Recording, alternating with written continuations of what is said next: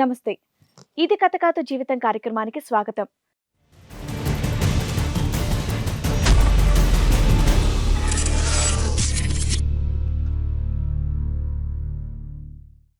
లోపం తనలో పెట్టుకొని నాలో లోపముందని ఊర్లో ఉన్న ఆడవాళ్ళందరి దగ్గరికి వెళ్తున్నాడని బాధపడుతోంది హారిక.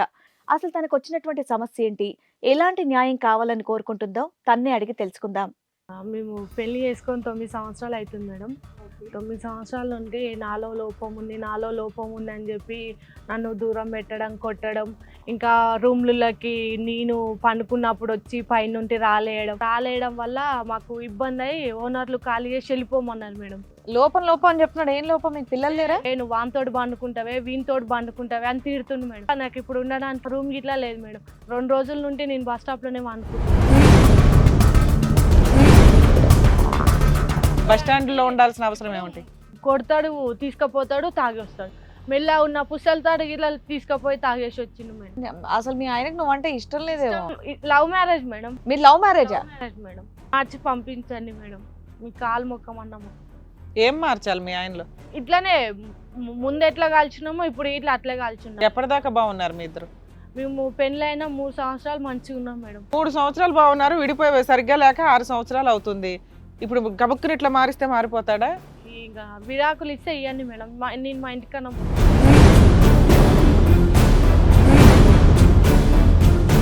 కాదు, మారటానికి బయట కారణమా మనిషే కారణమా? అంటే బయట కారణం అంటే మందా లేదంటే బ్రెయిన్ ఏమేమో మాట్లాడుతుంటారు సార్. మా అమ్మ లవ్ మ్యారేజ్ అని అలాగ చెప్పకుండా నేను లేచిపోయి వచ్చి. మరి మీ అమ్మకి నెల డబ్బులు పంపిస్తున్నా అని చెప్పి నెల 3000 పంపిస్తాం మేడం అమ్మ.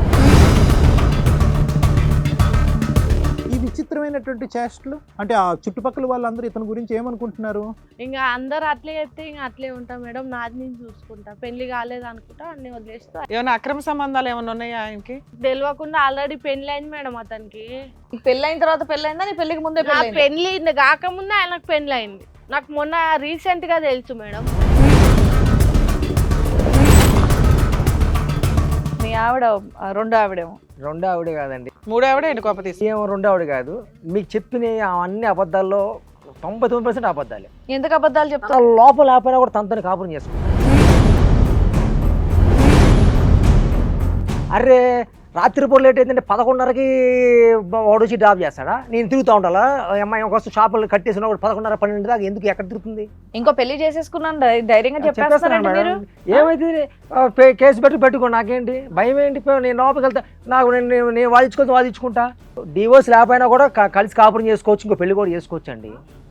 ఈయన కొత్తగా పెట్టిండు. ఈ అమ్మాయి ఎవరు? నువ్వు చేసుకున్న అమహతల్లి ఎవరు నిన్ను ఇష్టపడింది? అబ్బా సిగ్గు. అదండి, అంటే కొన్ని విషయాలు ఏంటంటే లవ్ ఎట్ ఫస్ట్ సైట్. గట్టిగా తల మీద 4 ఈకలు లేవు.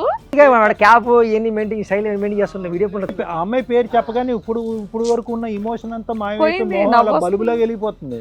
ఎప్పుడు మా అమ్మ వచ్చినా 4 గంటలకు 3 గంటలకు వస్తాడు. మరి అట్లాంటప్పుడు మా అమ్మ అనకపోతే ఏం చేస్తుంది మేడం? ముద్దు పెట్టుకుంటుంది. అట్లా ఉంటుంది, దిగే బూతులు చూడటం మాట. తాగుతావా? ఆ తాగే ఉన్నా ఈ మధ్య మానేశాను. ఈ అమ్మాయి పెళ్లి చేసుకున్న తర్వాత మానేశాడు. రెండో పెళ్లి చేసుకుంటా మానేసి మరి తగ్గి చేసుకున్నాను. ఇది మరి ఏం చేయమంటారు మేడం? మనశాంతి కోసం మరి ఈ చాచి తరుగులే మందు అలవాటు చేసుకున్నాను. బస్ స్టాండ్ సంగతి ఏంటి? నువ్వెక్కడ ఉన్నావు? ఆవిడ దగ్గర ఉన్నావు. ఆవిడ దగ్గర మంచిగా ఎచ్చగా రూమ్ లో వండుకుంది. మనకే స్ట్రాంగ్ ఆల్రెడీ. ఇప్పుడు అమ్మాయికి ఇప్పుడు నలిసి తెలిసింది 6 నెలలు 3 నెలలు 4 నెలలు. అక్కడ కూడా ఫినిష్ అయిపోయిందా?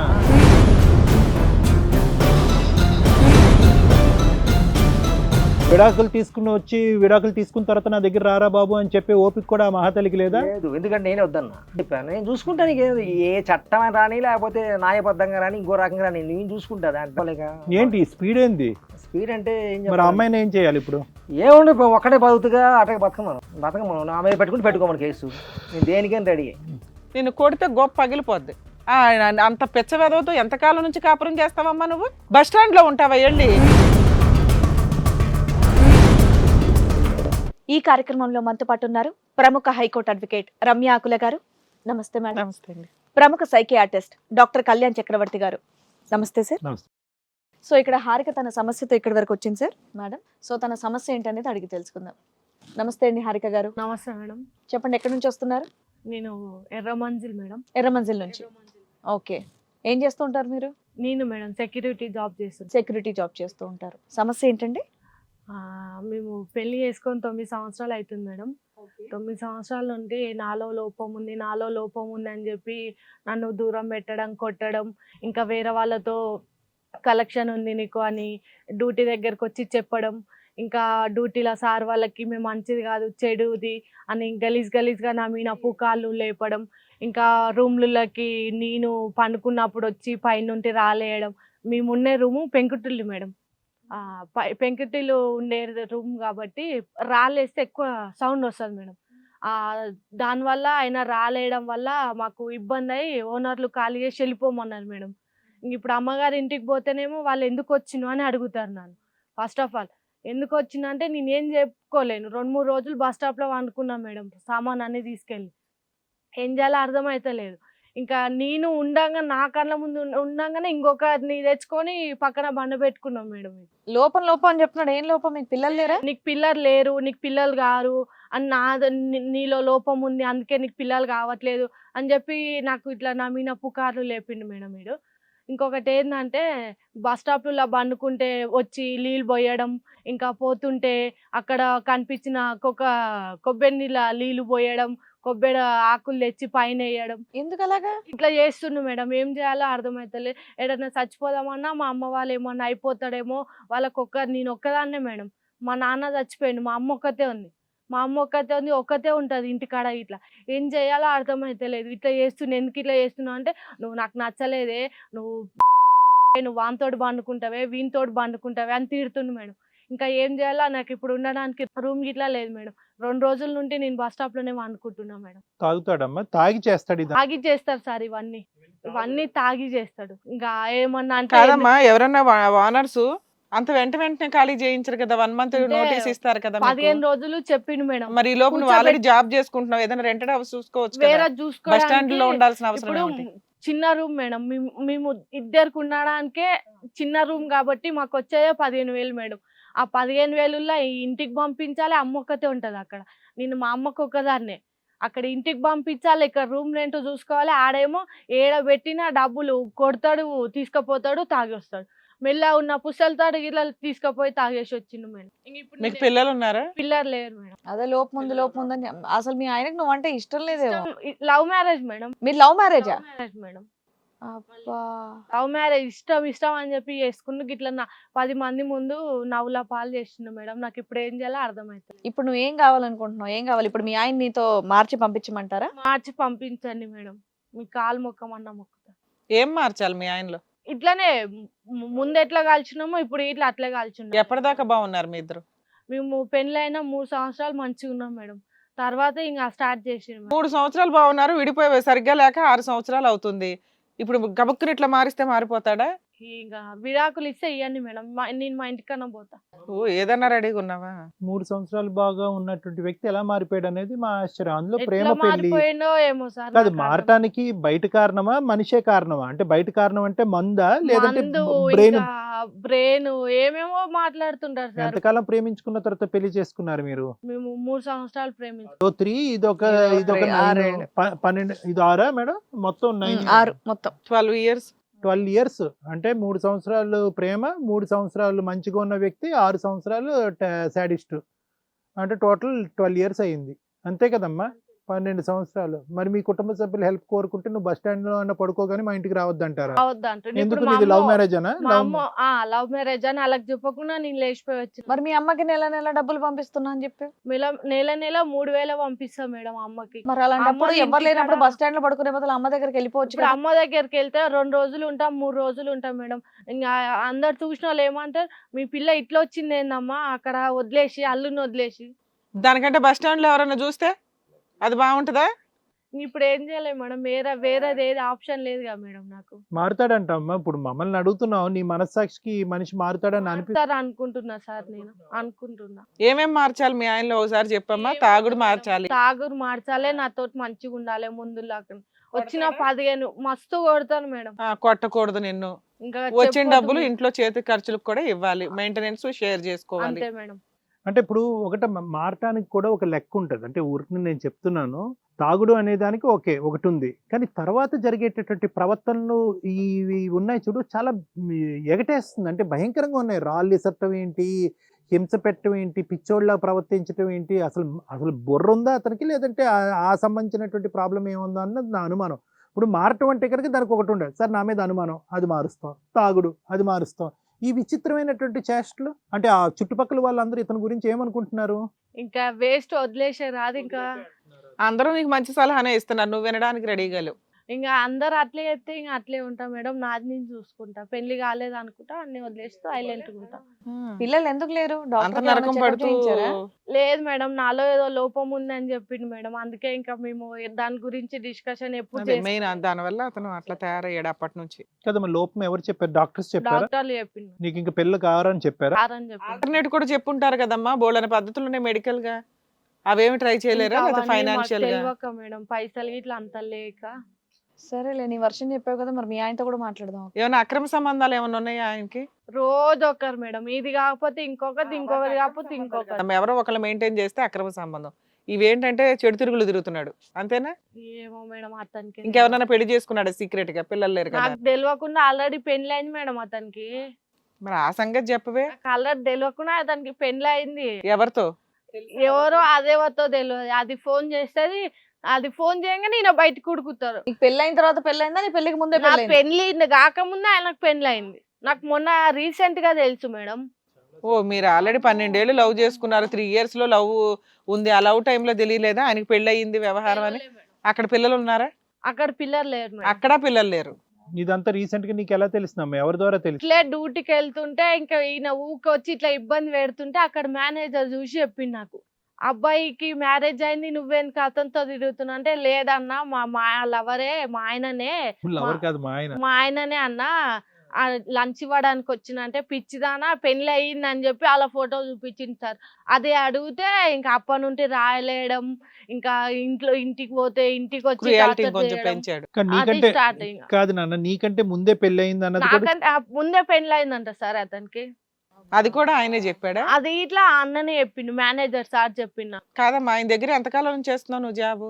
నేను అతని కాడ చేయబట్టి దగ్గర దగ్గర నేను 3 సంవత్సరాలు. 3 సంవత్సరాల్లో మీ ఆయన ఫలానా ఆయనకి పెళ్లి అయిందని చెప్పలేదా? నాకు ఎవరు ఈ మధ్య చెప్పాడు. రీసెంట్ గా చెప్పిండు సార్. ఎందుకని ఇన్ని రోజులు దాచి చెప్పడానికి కారణం? చూడలేదు అంటే ఎప్పుడు ఈయన ఈయన్ని రావడం మీతో పాటు చూడలేదు. చూడలేదు. సో ఏంటమ్మా నాకు అర్థం కావట్లేదు, ఇద్దరిని ప్యారలల్ గా నడిపిస్తున్నాడా? ఇక అది ఆయనకి తెలియాలి, ఈవిడికి తెలియదుగా స్టోరీ. ఈవిడికి తెలిసిందే మొన్న.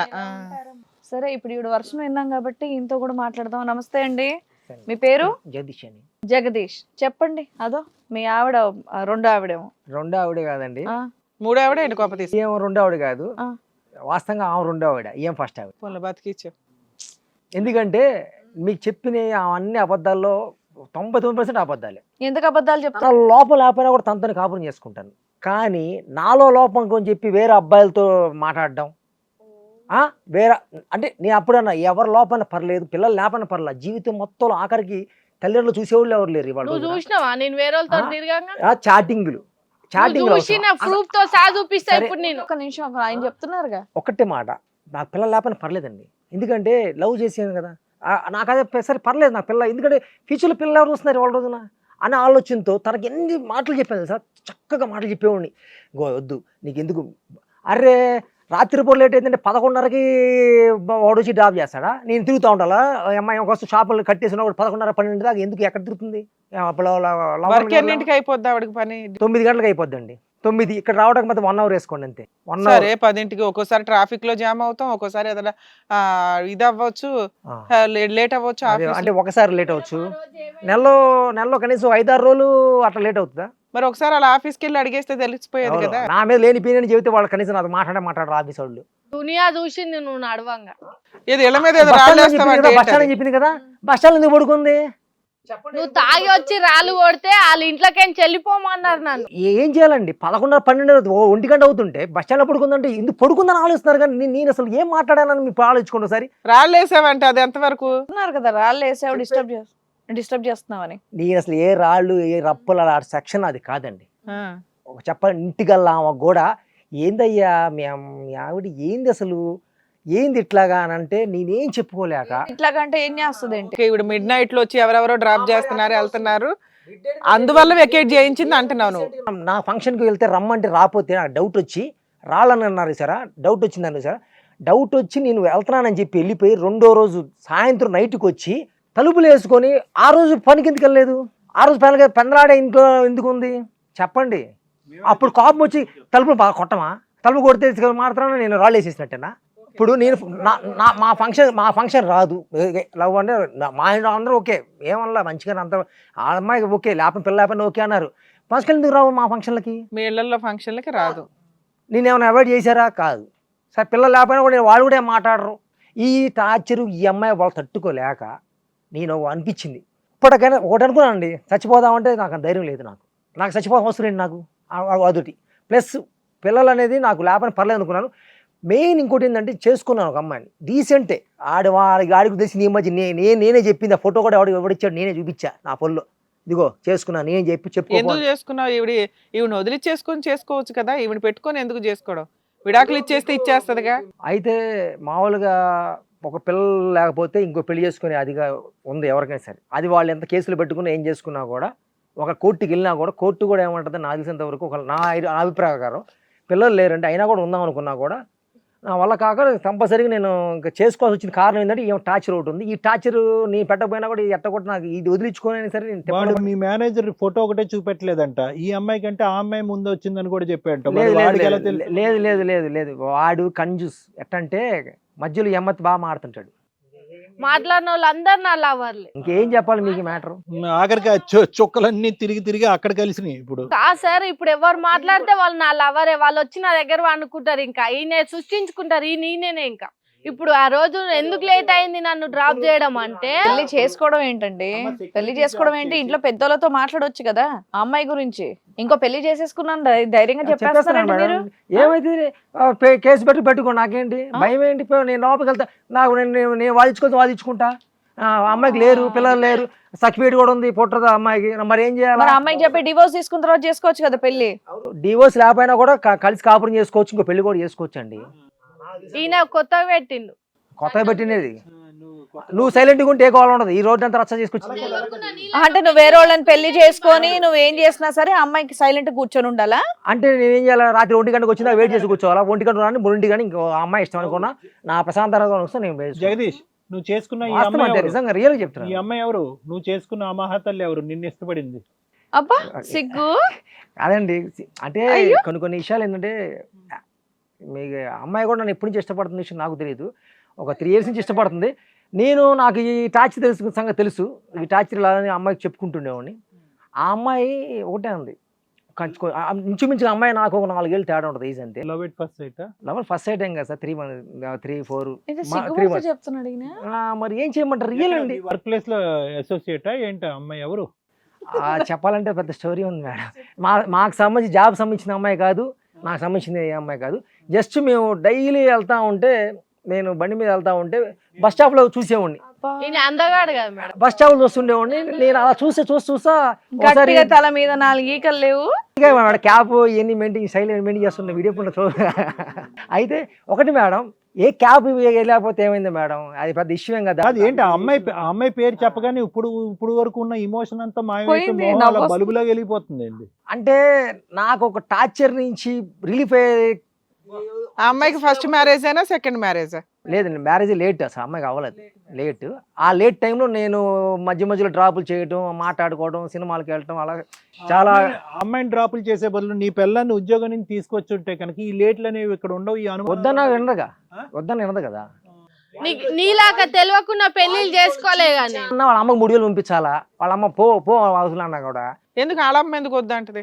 డబ్బులు పంపించా. ఎందుకంటే నేనంటే ఏం పడదాం మరి, నేనేం చేశాను మరి నాకు అర్థం కాదు. నా పిల్లని చేసా, ఉంచుకోపో అని 2 సార్లు కూడా అన్నా. వెళ్ళి ఉంచుకోపో, తీసుకెళ్ళి. అందుకనే కొన్ని విషయాలు పోయింది, నాకు అవసరం లేదు. నా మనశాంతి ప్రశాంతం ఉండాలి. అమ్మ వచ్చినప్పుడు ఈయన నైట్ 4 గంటలకు వస్తాడు. ఎటన్నా అంటే లేదు బయటికి పోయినా ఫ్రెండ్ బర్త్డే ఉండే అంటాడు. ఎప్పుడు మా అమ్మ వచ్చినా 4 గంటలకు 3 గంటలకు వస్తాడు. మరి అట్లాంటప్పుడు మా అమ్మ అనకపోతే ఏం చేస్తుంది మేడం? ముద్దు పెట్టుకుంటా. అట్లా ఉంటుంది దిగే బూతులు చూడ ఎట్ట మాడతారు. అట్టే మాట్లాడతారు. తాగుతావా ఆ? తాగుతావా? ఆ తాగే ఈ మధ్య మానేశాను. ఈ అమ్మాయి పెళ్లి చేసుకున్న తర్వాత మానేశాడు. పెళ్లి అయినప్పుడే అంటే 9 సంవత్సరాల క్రితమే మానేసావు డ్రింకింగ్. రెండో పెళ్లి చేసుకుంటా మరి తగ్గి చేసుకున్నాను. ఏంటి మేడం ఇది? మరి ఏం చేయమంటారు మేడం, మనశాంతి కోసం మరి ఈ అయ్యో టాచి తరుగులే మందు అలవాటు చేసుకున్నా. కాదు, ఆ అమ్మాయి నీలో కంప్లీట్ గా ఒక పరివర్తన తీసుకొచ్చింది, ఒక మహాపతివ్రత. ఆ అమ్మాయి నీలో వచ్చినటువంటి చేంజ్ ఇప్పటి వరకు నీ భార్య తీసుకురాలేకపోయింది. తీసుకురాకపోవడం పర్లేదు. నీ భార్య కారణము, నీ సంతోషం లేకపోవటానికి నీ భార్య కారణము, అన్నిటికీ ఆవిడ కారణము. ఈవిడ్ని పెళ్లి చేసుకున్న తర్వాత నీ నక్షత్రాలు తిరిగిపోయినాయి. అవునండి, నేను చెప్పే మాట పని మానేయమంటే పని మానేది. సరే, పని మానేపోవడం కారణం ఏంటంటే చెప్పదు. పైగా వేరే వాళ్ళతో మాట్లాడుతుంది, ఎందుకు మాట్లాడుతున్నావు అని చెప్పదు. రాత్రిపూట లేట్ అయింది చెప్పి. ఈ టార్చర్ నాకు అవసరమా? ఈయన ఈ తలకాయ నాకు అవసరం. పైసలు జాబ్ పోయి నాకు తెచ్చియాడు మేడం. బియ్యం లేకపోతే నేనే తెచ్చుకోవాలి, గ్యాస్ సిలిండర్ నేనే తెచ్చుకోవాలి, రూమ్ రెంట్ నేనే కట్టాలి, కరెంటు బిల్లులు నేనే కట్టాలి. ఇవన్నీ అది ఈ మధ్యనే ఎందుకంటే అలవాటు చేసుకోవాలి. వంట చేసి అలవాటు ఫ్యూచర్ లో చెప్పేసి మరి అంతే. అలాంటి వాళ్ళకి అలాగే అదే బెటర్, అదే బెస్ట్. ప్రొబేషన్ ట్రైనింగ్ ముందుగానే ఉండాలి కదా. మరి జాగ్రత్తగా, లేకపోతే ఎవరో కూడా ఉంటాడేమో వాడిని తెచ్చుకుని మళ్ళీ పెట్టుకుంటుందేమో. బండి వచ్చి వేస్ట్ చేసుకోమని నాకు అవసరమే లేదు. నా మనసు జీవితం నాకు ఉండదు. అందుకని బస్ స్టాండ్ సంగతి ఏంటి? అంటే బస్ స్టాండ్ లో ఉందంట కదా. అవునండి. నువ్వెక్కడ ఉన్నావు? ఆవిడ దగ్గర ఉన్నావు. ఆవిడ దగ్గర మంచిగా ఎచ్చగా రూమ్ లో వండుకుంది. రియల్ గా పచ్చి చెప్తున్నా, 1:30కి వచ్చిందండి. 1:30కి వచ్చింది. నేను ఒకటే అన్నా, 2 పీకి తాళం వేసుకుని ఇట్టి సావు అని చెప్పి నేను హాయిగా నా వెళ్ళిపోయాను. బస్ స్టాండ్లో పడుకుంటుందో, రైల్వే స్టేషన్లో పడుకుంటుందో, లేదా ప్లాట్ఫామ్ మీద రోడ్డు మీద పడుకుంటుందో నాకు అవసరం లేదు. ఎక్కడ పడుకుంటావు? నేను వెళ్ళిపోయా అమ్మాయి అమ్మాయి దగ్గరికి వెళ్ళిపోయాను. మరి అంతే, నేను షిఫ్ట్ అయిపోయాను. నేను ఎన్ని ఇలా అవట కారణమే అట్లా ఆ మనిషి, ఈ మనిషి. ఇంకా నేను అమ్మాయి చెప్పిద్ది తెలుసా మంచిగా, ఏమండి ఎట్లా అండి అక్కతో మాట్లాడాలండి, అదండి ఎందుకు లేనిపెట్టి టార్చరు. నేను ఆల్రెడీ చెప్పేసాలే ఈ మధ్య. అది ఒక్క నిమిషం, నువ్వు మంచి డైలాగ్ డెలివరీ ఉంది, చాలా కాన్ఫిడెంట్ గా మాట్లాడుతున్నావు. కానీ ఈ మొత్తం 9 సంవత్సరాల ప్రయాణంలో లవ్ మ్యారేజ్ 3 ఇయర్స్ పాటు ప్రేమించి పెళ్లి చేసుకున్నారు. ఎంతో కొద్ది గొప్ప అర్థం చేసుకుని ఉంటారు కదా ఒకరినొకరు. ఈ అమ్మాయిలో ఒక్క మంచి గుణం కూడా లేదా? ఇప్పుడు 3 సంవత్సరాలు బాగానే ఉందండి. ఏమైంది తర్వాత మార్పు వచ్చింది. ఏ మార్పు వచ్చింది? డాక్టర్ గారు పిల్లలు పుట్టరు అని చెప్పిన దగ్గర నుంచి తనకి పుట్టపోతే నేను బాధపడాలి, కానీ తెలిసినప్పుడు నేను బాధపడాలి. కానీ తను ఎందుకు వేరే వాళ్ళతో టచ్ చేసి, మరి నీకు ఎన్ని టచ్లు చేసుకుని ఇంకో 10 మందితో తీరినా నీకు పుట్టరు కదా, నేను బాధపడాల్సిన నేను కదా, నీకెందుకు? అది కాదు, ఇప్పుడు తనకి పుట్టరు అంటే కనుక తను ఏంటి వేరే మగాళ్ళతో అంటే నువ్వు నాదేదో అనుకోని ఫీలింగ్. ఆల్రెడీ మొత్తం ఇంకా పుట్టారు ఆ అమ్మాయికి కన్ఫామ్ అన్నప్పుడు నేను బాధపడాలా, తను బాధపడాలా? నీకేం లోపం లేదన్నారా డాక్టర్? లేదు, మనకే స్ట్రాంగ్. ఆల్రెడీ ఇప్పుడు అమ్మాయికి ఇప్పుడు నలిసి తెలిసింది 6 నెలలు, 3 నెలలు, 4 నెలలు. అక్కడ కూడా ఫినిష్ అయిపోయిందా? మరి అది మా సక్సెస్ అయిపోతాం అన్నట్లు. మనది ఈ టార్చర్ నుంచి బయట రావాలంతే. ఈ టార్చర్ పంపితే చాలు నాకు. సో నువ్వు చంకన పిల్లని పెట్టుకుని తిరిగేయాలి, ఆ అమ్మాయి రోడ్ల మీద పడి తిరుగుతుంది. మరి చెప్పే మాట అయిపోతే ఇంట్లో కూర్చోమో, నేను చూపిస్తా. పనికి వెళ్ళకుండా కూర్చోమను. 2 ఫ్యామిలీ బట్టి పెద్ద విషయం అయిందన్నా. ఏందిరా బాబు నీ కాన్ఫిడెన్స్ అసలు? అబ్బా, ఏం మాట్లాడుతున్నాడు? రియల్ గా ఉన్న విషయంలో ఉన్నది చెప్పాలండి, తప్పే ఉందండి. గట్టి చెప్తుండు మేడం. 10 మందిలో నేను జాబ్ చేసుకొని నా రెక్క కష్టం నేను చేసుకో. బతుకుతున్నా. అట్లాంటప్పుడు ఇంకా నేను ఎంతో మంది మీరే చెప్పండి మేడం. వదిలే. ఏంటరా బాబు నువ్వు అంత కనికరం లేకుండా కనికరం పోతే నాకు అవుతుంది ఇక్కడ. ఏంటి నీకేమైంది? నువ్వు ఏం చూసావు? ఆ అమ్మాయి ఏం తప్పు చేసిందని నువ్వు చూసావు? లేటుగా వస్తే కనుక వేరే వాడితో ఉందనే అనుమానమే తప్ప నీ కళ్ళతో నువ్వేమన్నా చూసావా? ఇప్పుడు నేను జరిగల అప్పుడు అది బాగానే ఉంటది. నాకేం తలకనేపి నాకు కళ్ళతో చూసి ఇంకా నయ్యం అవన్నీ తీసుకొచ్చి సాక్ష్యాలు చూపించి నాకంత అవసరమే లేదు. తిరగని ఫోన్ ప్రశాంతంగా ఉంటుంది. ఆ అమ్మాయితో నీ కథ ఎప్పటి నుంచి నడుస్తుంది? ఆ కథ మొదలై దగ్గర ఈ మధ్య జస్ట్ సంవత్సరం నుంచి 1 ఇయర్ అంతే. 1 ఇయర్ ఇప్పుడు అమ్మాయికి థర్డ్ రావాలి 3 నెలలు. మహాతల్లి ఇలా నీ జీవితంలో ఎంటర్ అవడానికి ఈవిడ గురించి ఆలోచించలేదు అసలు? ఆవిడకి తెలుసా నీకు పెళ్లి అయింది ఈవిడ ఉందని? ఆల్రెడీ తెలుసు. అప్పటికే యాక్చువల్గా 3 ఏళ్ళ నుంచి దగ్గర నడుస్తున్నా. విడాకులు తీసుకున్న తర్వాత నా దగ్గర రారా బాబు అని చెప్పే ఓపిక కూడా ఆ మహాతల్లికి లేదా? లేదు, ఎందుకంటే నేనే వద్దన్నా. నీకెందుకు, నేను ఉన్నా కదా, నేను చూసుకుంటా. లోపల వేసా కూడా మాడుకుంటా కదా, నీకెందుకు, నేను చూసుకుంటా అన్నా.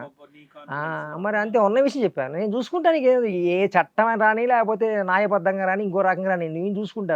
నువ్వేంటి పిల్లల గురించి చేసుకున్నావు అమ్మాయిని, లేదంటే పిల్లం గురించి చేసుకున్నావా, భార్య గురించి చేసుకున్నావా? 2.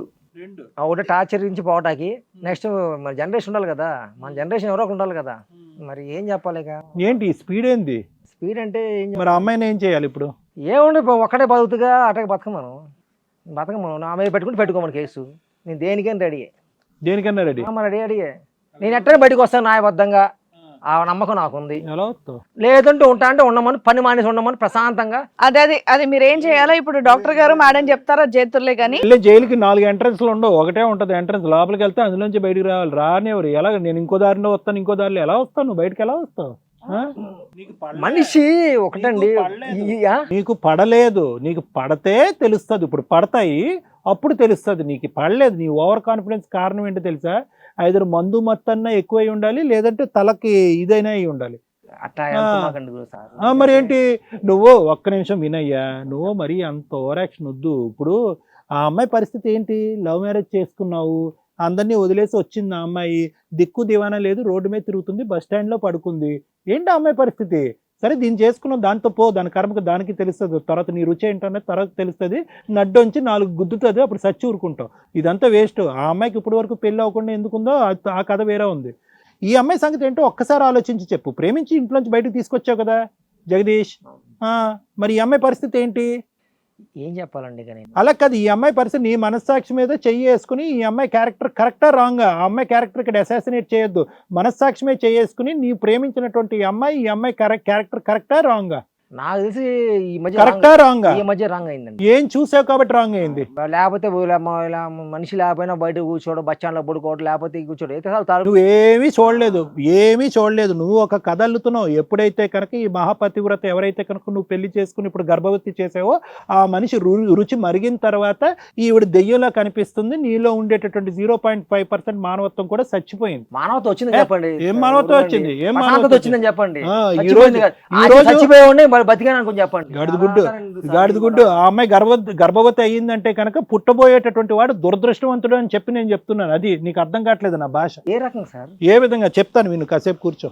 మేడం, ఇప్పుడు హారిక ఒకటమ్మా, నిజంగా ఒక గంటన్నర పాటు భరించలేనటువంటి ఈ వ్యక్తి మా పక్కన కూర్చున్నాడు. నేను సైకియాట్రిస్ట్ని. ఉదయం నుంచి సాయంకాలం వరకు అతి భయంకరమైనటువంటి మనస్తత్వాల్లో మనుషుల్ని చూస్తాను. అయినా కానీ మాకు నేర్పించినటువంటి థియరీ ఏంటంటే ఏ కేసును ఆ కేసును అక్కడికి వదిలేసి నెక్స్ట్ కేసులోకి షిఫ్ట్ అయిపోరా అని చెప్పి. ఈ కేసును చూసిన తర్వాత 10 రోజుల వరకు నేనే తేరుకోలేను. అలాంటి కేసు ఇది. ఇలాంటి కేసుతో నువ్వు 3 సంవత్సరాలు లవ్ స్టోరీ, 9 సంవత్సరాలు పెళ్లి ప్రయాణం చేసావంటే కనుక నీకు నోబెల్ ప్రైజ్ ఇచ్చేసారు. నెక్స్ట్ ఇయర్ నోబెల్ ప్రైజ్ ఎవరికంటే కనుక హారిక. దేని గురించి అంటే కనుక ఆ అమ్మాయికి ఉన్న ఓర్పు, ఓపిక, సహనానికి నీకే ఇచ్చేసారు. సో ఈరోజు ఈ మనిషి అసలు ఏంటి తన ప్రాబ్లం అనేది ఒక్కసారి ఆలోచిద్దాం. ఇవన్నీ కూడా వ్యక్తిత్వపరమైనటువంటి లోపాలు, పర్సనాలిటీ డిసార్డర్స్ అంటారు. జబ్బు అయితే పర్లేదమ్మా. జబ్బు అయితే కనుక చాలా మంది ఏమంటే మా మొగుడికి ఏదో పిచ్చి పట్టినట్టుంది, ట్రీట్మెంట్ చేయండి అంటే కనుక నేను చెప్తా, అమ్మ జబ్బు అయితే నేను ట్రీట్ చేస్తానమ్మా. వ్యక్తిత్వపరమైనటువంటి లోపం, పర్సనాలిటీ డిసార్డర్స్ అని అంటూ ఉంటారు. యాంటీ సోషల్ పర్సనాలిటీస్ అంటే క్రైమ్స్ చేస్తూ ఉంటారు. ఓవర్ కాన్ఫిడెంట్ పర్సనాలిటీస్ అంటారు. వెచ్చలవిడిగా ఎలా కావాలంటే అలా బతికేస్తూ ఉంటారు. హైపోమానిక్ పర్సనాలిటీస్ అంటారు. అంటే నేనే రాజు నేనే దేవుడు అనుకునేటటువంటి వీడు వాడే హైపోమానిక్ పర్సనాలిటీస్. వీళ్ళు వెనక మందు చూడరు. నేనే గొప్పవాడిని అంటారు, నేను కింగ్ అంటారు. ఆడపిల్లలు లైన్లో ఉన్నారంటారు. భార్యలు అంటే లెక్కలేని తర్వాత ఎక్కడ సింపతి ఉండదు, సానుభూతి ఉండదు, కనికరం ఉండదు. ఇంకా నువ్వు అదృష్టవంతురాలు ఏంటంటే ఏ మహాతల్లి అయితే డాక్టర్ గారు నువ్వు ప్రెగ్నెంట్ కావు అని చెప్పిందో ఆవిడికి చేతులు ఎత్తి దండం పెట్టాలి ఈరోజు నువ్వు గర్భవతి కాకపోవటానికి. దురదృష్టవంతురాలు ఎవరు? ఆ మహాతల్లి. సంవత్సరం పరిచయంలోనే గర్భవతి అయ్యి అక్కడ సంతోషంగా చంకలు గుద్దుకుంటుంది చూడు, ఆవిడ రేపు సీన్ సితార్ అవుతుంది రానున్న రోజులు. సో ఇక్కడ కావాల్సింది, నీకు అర్థం అవ్వాల్సింది ఏంటంటే ఎస్ నువ్వు ఇంత ఓపికగా సహనం ఉంటావు అనేటటువంటిది చాలా గ్రేట్. బి ఏంటంటే కనుక నీ వెనకతలు ఉండేటటువంటి వీక్నెస్. ఈ రోజు కూడా ఇతనితోనే ఎందుకు కంటిన్యూ అవుతున్నావు అంటే కనుక అక్కడ తలుపులు వేస్తారు మీ వాళ్ళు. లేదంటే ఒక్క సెకండ్ కూడా ఈ మనిషితో ఉంటావా? లేదమ్మా, నీతో పాటు తల్లిదండ్రులుగా మేము ఉన్నాము, నువ్వు ప్రేమించి తెలివి తక్కువగా ఇక్కడి నుంచి బయటకు వెళ్ళిపోయినా కూడా కూతురే అమ్మ అని చెప్పి తలుపులు తీసుంటే కనుక వీడు మొహం మీద తూ అని ఉమ్మేసి ఎడంకాలు చెప్తే ఒక 2 పీకి మీ ఇంటికి వెళ్ళిపోయి ఉండేదాను కదా. ఇక్కడ వీడికి ప్రేమించినటువంటి వీడికి నీ మీద కనికరం లేదా? పెంచినటువంటి నీ తల్లిదండ్రులకు కనికరం లేదా? వాళ్ళు ఇంతకంటే దుర్మార్గులా అనేటటువంటి బాధ ఈరోజు నాకు కలుస్తుంది. కానీ ఇక్కడ అన్నిటికంటే ముఖ్యమైనటువంటి అంశం ఏంటంటే కనుక నువ్వు రియలైజ్ అవ్వాలి. ఏంటి రియలైజ్ అవ్వాలి అంటే కనుక మారుతే అనేటటువంటి అంశంతో ఇక్కడికి వచ్చావు. వెంటనే నేను నిన్నేమన్నాను హారిక, ఏం మారితే అమ్మా? ఒక ఇష్యూ అయితే మారచ్చు, 2 ఇష్యూస్ అయితే మారచ్చు. తలా తోక ఏమీ లేనటువంటి ఇటువంటి వ్యక్తి, ఇటువంటి వ్యవహరించేటటువంటి వ్యక్తికి ఏ సైన్స్ మారుస్తుంది, ఏ కౌన్సిలింగ్ మారుస్తుంది, ఏ లీగల్ సిస్టమ్ మారుస్తుంది అనేటటువంటిది నాకు ఉన్నటువంటి ప్రశ్న. సో ఎప్పుడైతే కనుక ఇది ఒక వ్యక్తిత్వపరమైనటువంటి లోపంగా పరిగణిస్తామో, అంటే ఈ వ్యక్తిత్వపరం లోపం ఏంటంటే కనుక హైపోమానిక్ పర్సనాలిటీస్ అంటే కనుక వీళ్ళు ఎప్పుడూ కూడా స్వార్థపూరితంగా, నార్సిస్టిక్ పర్సనాలిటీస్ అంటారు, స్వార్థపూరితంగా వాళ్ళ అవసరం ఏంటి, వాళ్ళ సుఖం ఏంటి, వాళ్ళ సంతోషం ఏంటి అని ఆలోచించేటటువంటి వ్యక్తిత్వం వీళ్ళు. వాళ్ళని వాళ్ళు సుఖపెట్టుకోవటం గురించి పక్క వాళ్ళని తొక్కుకుంటూ వాళ్ళ మీద నుంచి నడుచుకుని వెళ్ళిపోవటానికి, వాళ్ళు చావైనా కూడా వాళ్ళని చంపేయటానికైనా కూడా వెనకాడరు. వాళ్ళ జీవితం ఏమైనా కూడా వాళ్ళకి పట్టింపు ఉండదు.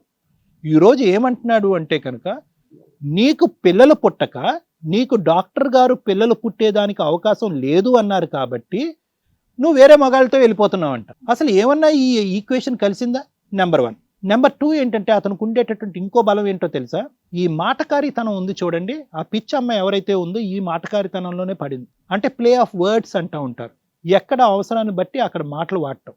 ఆ మాటల యొక్క స్పీడ్లో ఏంటంటే కనుక దొంగను దొర చేస్తాడు, దొరను దొంగ చేస్తాడు. ఇతను ఏమన్నా చేయగలడు. అటువంటి మ్యానిపులేటివ్ పర్సన్తో ఈరోజు నీ వ్యక్తిత్వాన్ని అసాసినేట్ చేసుకుంటూ ఇదే జీవితం అతను మార్చండి అని చెప్పి ఇక్కడి వరకు వచ్చావంటే కనుక ఓకే, అందరు ఆడవాళ్ళలాగా నువ్వు వచ్చావు, కాదనట్లేదు. కానీ నేనేమంటున్నానంటే from A medical point of view, from a psychological point of view, ఇలాంటి వ్యక్తుల్ని మార్చడం అనేటటువంటి అసాధ్యం.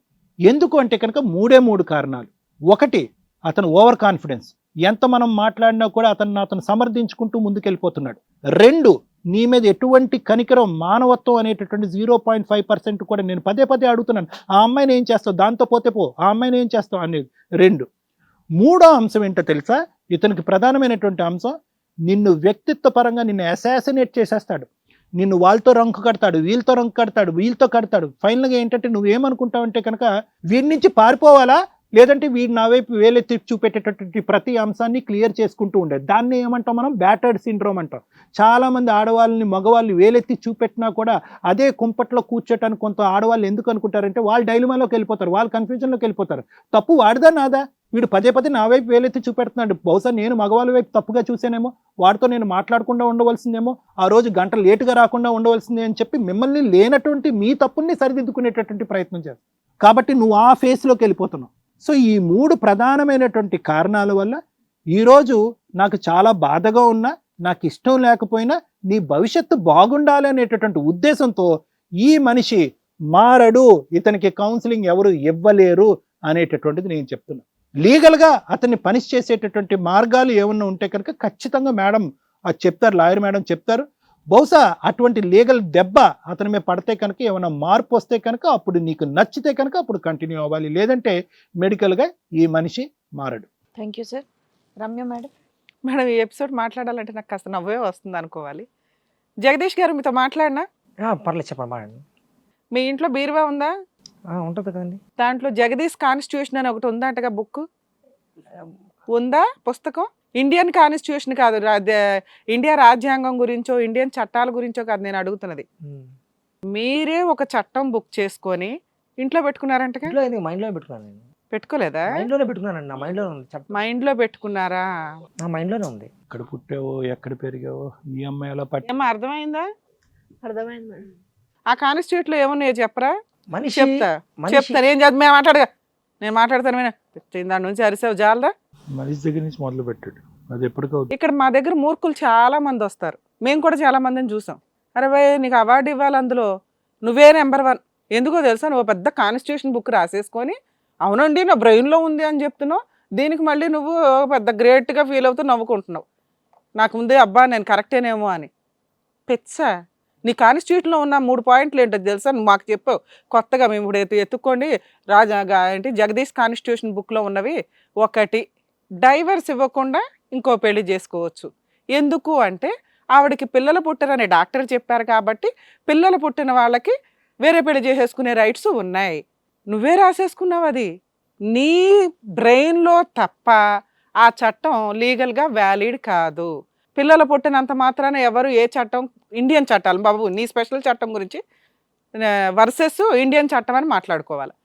జగదీష్ చట్టం వర్సెస్ ఇండియన్ చట్టం గురించి నేను ఫస్ట్ టైం ఈ ఎపిసోడ్లో మాట్లాడుతున్నాను. మీ చట్టంలో విడాకులు తీసుకోకుండా, అంటే భార్యకి పిల్లలు పుట్టారని డాక్టర్ చెప్తే నువ్వు ఎవరినన్నా పెళ్లి చేసేసుకోవచ్చు, డాక్టరే నీకు నీ చట్టంలో ఒక జడ్జి, దానికి నువ్వే ఒక అడ్వకేట్వి, నువ్వే ఒక పెన్ను రాసుకునే పెచ్చ పెళ్లి చేసేసుకుంటావు.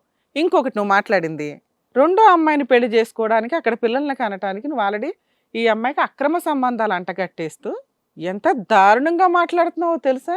మేము ఎంతసేపు నిన్ను ఎంటర్టైన్ చేసింది నువ్వేదో ఎక్కడన్నా నీ మోరల్ వాల్యూస్ హ్యూమనిటికల్ గ్రౌండ్ ఏమన్నా చెప్తావేమో, బతికున్న ఒక మనిషివి కరెక్ట్గా మనిషి లక్షణాలు ఉన్నాయా అని వింటున్నాం.